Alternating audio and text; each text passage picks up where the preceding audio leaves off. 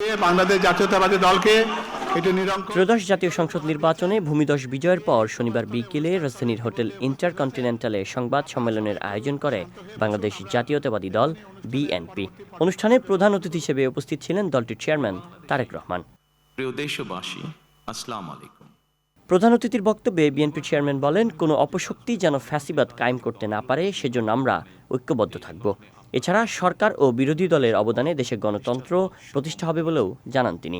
ফ্যাসিবাদের রেখে যাওয়া ভঙ্গুর অর্থনীতি, অকার্যকর করে দেওয়া সাংবিধানিক এবং বিধিবদ্ধ প্রতিষ্ঠান এবং দুর্বল আইন শৃঙ্খলা পরিস্থিতি, এমন একটি পরিস্থিতির মধ্যে দিয়ে আমরা যাত্রা শুরু করতে যাচ্ছি।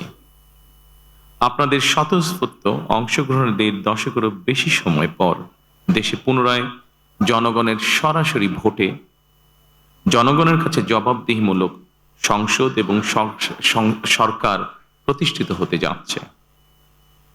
আর কোনো অপশক্তি যাতে দেশে ফ্যাসিবাদ কায়েম করতে না পারে, দেশকে তাবেদার রাষ্ট্রে পরিণত করতে না পারে, এজন্য আমরা সকলে ইনশাআল্লাহ ঐক্যবদ্ধ থাকবো এবং থাকতে হবে।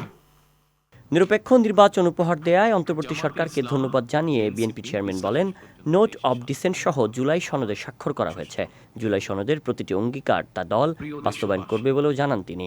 জনমনে সৃষ্ট সকল সংশয় কাটিয়ে শেষ পর্যন্ত দেশে শান্তিপূর্ণভাবে একটি অবাধ, সুষ্ঠু এবং নিরপেক্ষ নির্বাচন অনুষ্ঠিত হয়েছে।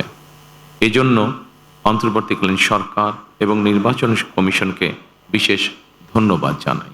একই সঙ্গে কয়েকটি বিষয়ে নোট অফ ডিসেন্ট দিয়ে বিএনপি জুলাই সনদেও স্বাক্ষর করেছে।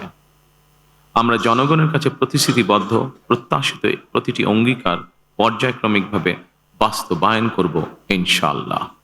এদিকে কোনো বিশৃঙ্খলা বরদাস্ত করা হবে না বলে হুঁশিয়ারি উচ্চারণ করে তারেক রহমান বলেন, যে কোনো মূল্যে শান্তি শৃঙ্খলা বজায় রাখা হবে। ন্যায় পরায়ণতা হবে আদর্শ, আইনের শাসন প্রতিষ্ঠা না করতে পারলে দেশ ব্যর্থ হবে বলেও জানান তিনি। আমার বক্তব্য স্পষ্ট, যে কোনো মূল্যে অবশ্যই শান্তি এবং শৃঙ্খলা বজায় রাখতে হবে। কোনো রকমের অন্যায় কিংবা বিয়ানি কর্মকাণ্ড আমরা বরদাস্ত করব না। দলমত, ধর্ম, বর্ণ কিংবা ভিন্ন মত যাই থাকুক, কোনো অজুহাতে অবশ্যই দুর্বলের উপরে সবলের আক্রমণ আমরা মেনে নেব না। এ সময় সব প্রতিষ্ঠানকে রাজনীতিকরণ থেকে মুক্ত ও সুশাসন নিশ্চিত করাই প্রধান চ্যালেঞ্জ বলে মনে করেন বিএনপি চেয়ারম্যান। ভিন্ন দল কিংবা ভিন্ন মতের শায়ন সাব্বির, বিজয় টিভি, ঢাকা। কামনা করছি।